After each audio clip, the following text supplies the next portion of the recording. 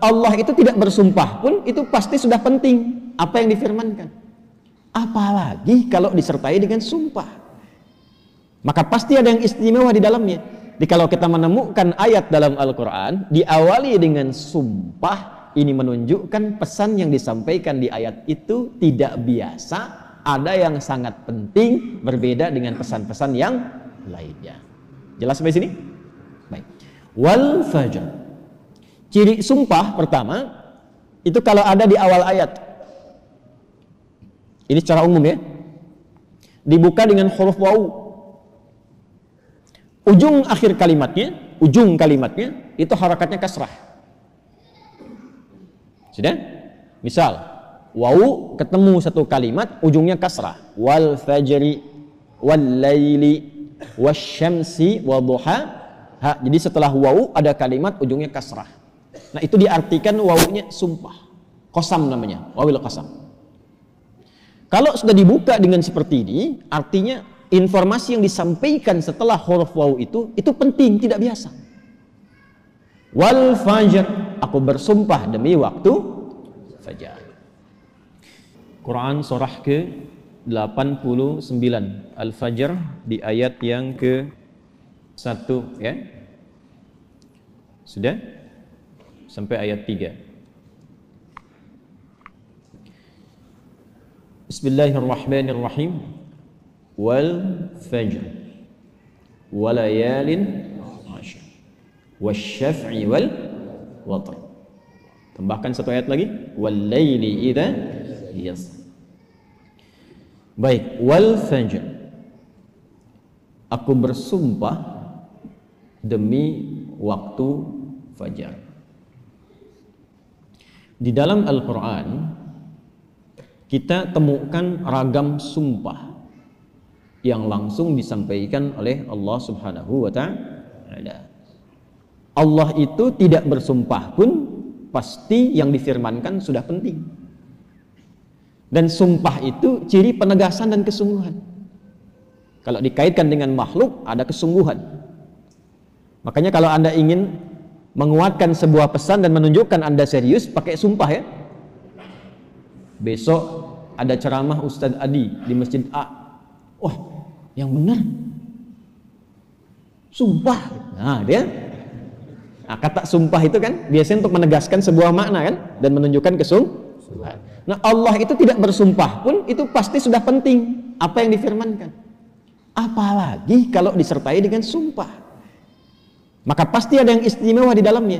Jadi kalau kita menemukan ayat dalam Al-Quran diawali dengan sumpah, ini menunjukkan pesan yang disampaikan di ayat itu tidak biasa, ada yang sangat penting, berbeda dengan pesan-pesan yang lainnya. Jelas sampai sini? Baik. Wal fajr. Ciri sumpah pertama itu kalau ada di awal ayat. Ini secara umum ya. Dibuka dengan huruf waw. Ujung kalimatnya itu harakatnya kasrah. Sudah? Misal, waw ketemu satu kalimat ujungnya kasrah. Wal fajri wal laili wasyamsi wadduha. Jadi setelah waw ada kalimat ujungnya kasrah. Nah itu diartikan wawunya sumpah, qasam namanya, wawil qasam. Kalau sudah dibuka dengan seperti ini, artinya informasi yang disampaikan setelah huruf waw itu penting, tidak biasa. Wal fajr, aku bersumpah demi waktu fajar. Ada beberapa pendapat dari kalangan ulama tentang fajar yang dimaksudkan di ayat ini. Jadi di sini Allah bersumpah dengan 5 hal. Ada 5 sumpah. Aqsamun khamsah, kata para ulama, terdapat 5 sumpah di dalamnya. 1, wal fajar, demi waktu fajar. 2, walayalin 'ashr, dan 10 malam yang istimewa. 3, wasyaf'i, demi waktu genap. Kemudian 4, wal watr. 5, wal laili idza yasr. Ada 5 di sini disebutkan, menunjukkan ada 5 yang istimewa. Saking istimewanya dibuka oleh Allah Subhanahu wa taala dengan sumpah. Baik. 1, fajar. Secara cepat saja. Para ulama setidaknya menyebutkan secara umum ada dua pemaknaan di kata fajar di sini. Yang pertama yang dimaksudkan setiap waktu fajar. Itu penting. Setiap waktu fajar dalam setiap hari. Jadi ada satu yang istimewa, waktunya di waktu fajar dari sekian perubahan waktu yang kita alami dalam sehari. Kan dari fajar nanti muncul ke pagi, pagi ke siang, siang ke sore, sore ke maghrib, maghrib ke malam kan. Nah dari perputaran waktu itu di antara sekian banyak waktu, fajar itu istimewa. Karena itu Allah panggil kita untuk bisa menunaikan sholat di waktu fajar. Ya, hakikatnya bukan hanya sholatnya. Ada waktu-waktu yang hanya dalam fajar itu yang nggak ditemukan keistimewaannya di waktu yang lain.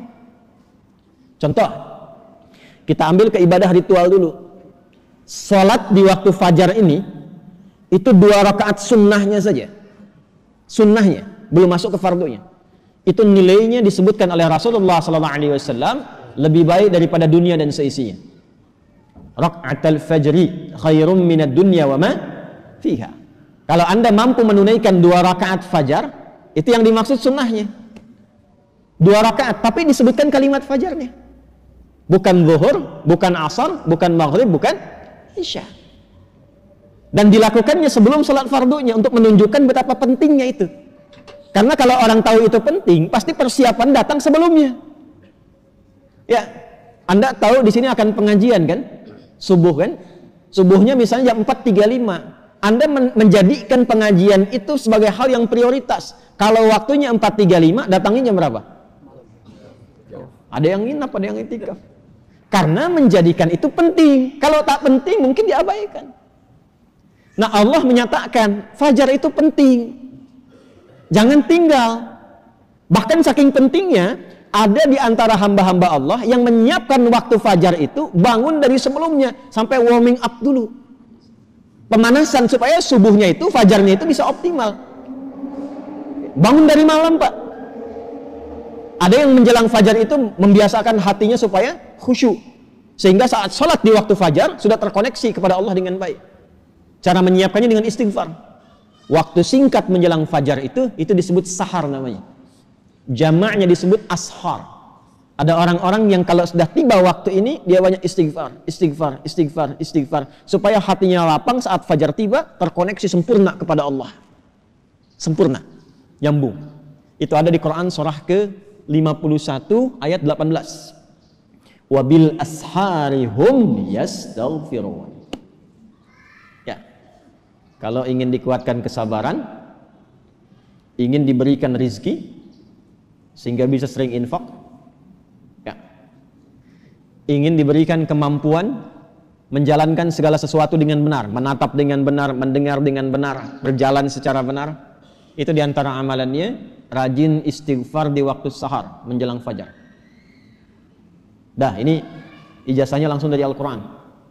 Surah ketiga Ali Imran di ayat ke-17. As-sabirina was-sadiqina wal-qanitina wal-munfiqina wal-mustaghfirina bil ashar. Ya, Quran surah ketiga Ali Imran ayat 17, paling kiri sebelah atas tuh. Itu di situ istighfar di waktu sahar itu disamakan dengan 4 amalan tadi. Sabar, khusyuk dalam ibadah, bisa rajin infak, dan benar dalam menjalankan aktivitas. Itu di antara latihannya, rajin istighfar menjelang fajar.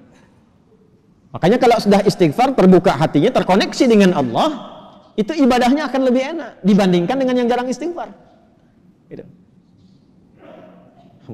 Ada sifat qanitin di situ. As-sabirina wal qanitina. Sedangkan kita diminta salat itu dengan sifat kunut. Orangnya disebut qanit, jamaknya qanitin. Ada di mana ayatnya? Al-Baqarah ayat 238. Hafizu 'alas salawati was salatil wusta wa qumu lillahi qanitin. Tuh. Kalau mau salat, mau enak salatnya, jangan sekedar salat. Memang betul sudah selesai. Ya, menuntaskan kewajiban, beban kewajibannya hilang, tapi kenikmatannya dapat nggak? Manfaatnya dapat nggak? Kalau ingin menikmati salat, ingin dapat manfaatnya, dapat ketenangan, terkoneksi dengan Allah, doanya cepat dijawab, maka khusyuklah dalam salat. Nah, di antara cara mendapatkan khusyuk itu istighfar. Dibuka. Sehingga sekat-sekat yang membuka kita itu, yang menghambat koneksi kita dengan Allah itu terbuka. Ini dari Quran. Dari Quran. Nah, dibiasakan istighfar paling enak itu di waktu sahar menjelang fajar. Apalagi kalau bisa tahajud sebelumnya. Kalau bisa tahajud, ya, tahajud, kemudian istighfar, terbuka hati, rajin memberi di situ, itu disebut langsung oleh Quran kalau dia bertahan dengan itu sampai wafat, itu disebut sebagai calon penghuni taman surga yang sedang beraktivitas di bumi. Itu Quran surah 51 ayat 15 sampai dengan ayat 23. Innal muttaqina fi jannatin wa 'uyun akhidhina ma atahum rabbuhum innahum kanu qabla dhalika muhsinin kanu qalila minal laili ma yahja'un. Itu tahajudnya. Wa bil asharihum yastaghfirun. Itu istighfarnya. Nah, hakikatnya kita bangun malam itu, hakikatnya kita istighfar di waktu sahar untuk persiapan ke fajarnya. Salah satu maknanya itu. Makanya Nabi kan ya suka rebahan kan sedikit ya. Bukan rebahan yang sempurna. Ya kaum rebahaners nih ya. Ya, coba dicek tuh. Kalau ada rebahan Nabi itu miring sedikit ke kanan kan, setelah istighfar tuh nunggu-nunggu sampai fajar tiba. Supaya kesadarannya optimal. Ada apa di fajar itu sampai dipersiapkan sebelum itu? Sampai-sampai 2 rakaatnya lebih baik daripada dunia dan seisinya. Itu kalau dibaca pakai iman, gak ada yang bisa menandingi. Saya tanya antum, dikasih 1 juta atau 2 rakaat sebelum subuh? Ayo. Oh, masa? Huh? Coba dicek. Sana ada lomba balapan di sirkuit tuh. Berlangsungnya sebelum subuh. Siapa yang datang duluan di dekat situ? 10 tempat pertama mendapatkan bonus 5 juta. Cuma nontonnya dapat 5 juta. Tawaran kedua, datang ke masjid, tunaikan 2 rakaat sebelum subuh setelah azan tiba, dapat dunia dan seisinya, lebih baik daripada dunia dan seisinya. Pilih mana? Nonton di sirkuit atau 2 rakaat sebelum subuh? Tuh, makin pelan jawabannya. Karena babnya iman, bukan akal. Akal yang dibimbing oleh iman itu lebih tajam nanti cara berpikirnya. Mampir gua aja ke masjid, ntar balik lagi ke sana. Berarti ada yang penting. Kalau antum ingin latihan jadi orang baik atau anak pengen jadi baik tuh, konsistenkan subuh. Kayak ulama tuh enggak banyak ceramah, enggak banyak cakap, bilang subuh aja, konsisten. 40 hari subuh terus, ya. Sering begitu kan ya? Nah, itu saya bahas ilmunya sekarang.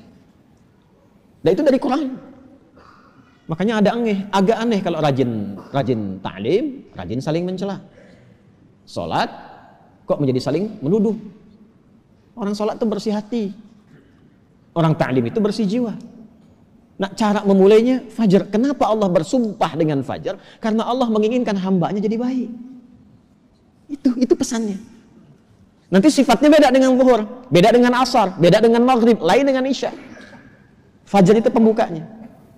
Karena itulah saat fajar dipanggil, iman kita terpancar. Makanya saat tidur kalau dengar adzan, itu kan terpancar kan, sudah adzan. Dan sekelebat itu ada yang meminta kita bangun tuh. Allahu Akbar, Allahu Akbar. Bangun tiba-tiba dengar adzan. Itu yang terpanggil imannya. Ketika cahaya iman itu merespon suara adzan, itulah fajar namanya. Dari maknawinya. Dari segi waktu dia melatih keadaan kita jadi lebih baik. Terkoneksi dengan Allah, kalau sudah hatinya bersih, nyambung dengan Allah, doanya mustajab. Innallaha thayyibun la yaqbalu illa thayyibah. Kata Nabi demikian. Allah itu maha baik sehingga akan cepat menerima dari yang baik-baik. Hatinya sudah baik, sudah lapang, jauh dari maksiat, maka apapun yang dia minta dikabulkan oleh Allah Subhanahu wa taala. Karena itu saat-saat paling tepat untuk berdoa itu, memperbanyak doa itu saat fajar. Malaikat kumpul semua. Hadisnya sahih. Ya, inna malaikatal laili wa malaikatan nahar tajtami'u fi waqtil fajri atau kama qala Rasulullah sallallahu alaihi wasallam. Malaikat siang dan malam kumpul semua di waktu fajar. Alhamdulillah malaikat itu gaib. Kalau tampak tak jadi kita ke masjid. Sayapnya banyak tuh. Siapa? Israel. Balik lagi. Kumpul semua. Nah, kalau sudah kumpul malaikat itu banyak berkahnya. Berkah itu ziyadatul khair, bertambah kebaikan. Kalau doa diaminkan. Kalau istighfar dimohonkan ampunan kepada Allah. Berkah lagi kalau subuh jamaah pengajian, berkah.